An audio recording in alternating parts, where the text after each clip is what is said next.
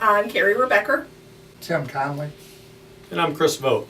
November 14th, 2012 started out pretty normal that morning, and I was up here in the front office, gathered some paperwork to take back to my office, and I headed out the side door and saw the recut supervisor running towards me, motioning me like this, come on, come on, come on, and so what's wrong? And he said someone was down, but I didn't hear the name, and so I just kind of opened up the door to my office and tossed my paperwork in, and ran and grabbed a pair of gloves, just thinking it was a first aid type situation, and headed out to the floor then. I thought it was just a regular first aid scenario, and so I took off with Jim and ran out to the shop floor and come upon Tim laying on the floor, and another coworker was laying over top of him, and I could tell at that point it was a pretty serious situation.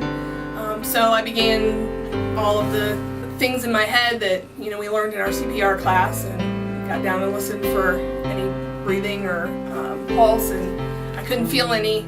So we just started from there. I asked for help. The guy asked me if there was anything he could do, and he said, "Can I take his shirt off?" And I said, "Yeah, we need to get the shirt off, and I need you to go get the defibrillator." And I remember thinking in my head, I don't even know if he knows what a defibrillator is. Within, it seemed like seconds, Chris was there, and he had the defibrillator. Evidently someone had went to get help and told him what was going on, and he knew at that point. Strange part is, someone was in our office with a radio, and I could hear over the radio that someone was down. Yeah. So I ran out and grabbed the defibrillator and went out. It's just luck. Yeah. That someone was in there with the radio on. Yeah. It started right then.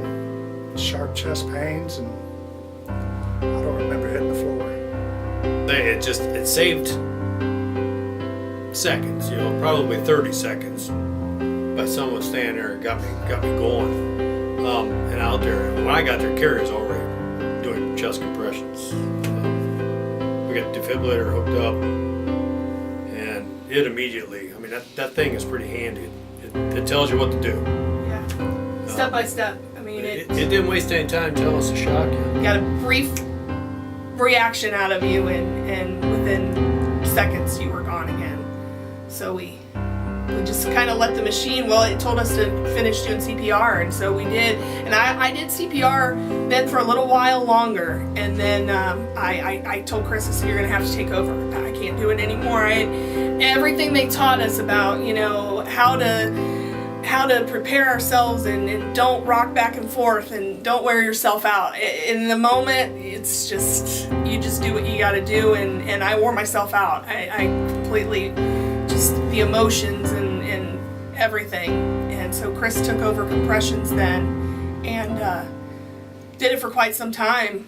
It seemed like forever before the paramedics got there. I thought it seemed quick. Did you? You came to half a dozen times. Yeah. But then right back out, and really when the paramedics got there, they hooked up their defibrillator, and they got you once or twice with it, and then you finally came to and stayed to. Yeah, and that's when you grabbed them and grabbed their arms, and it was like, "Get off me," kind of thing. Okay, like, done here. I'm done here. Quit shocking me.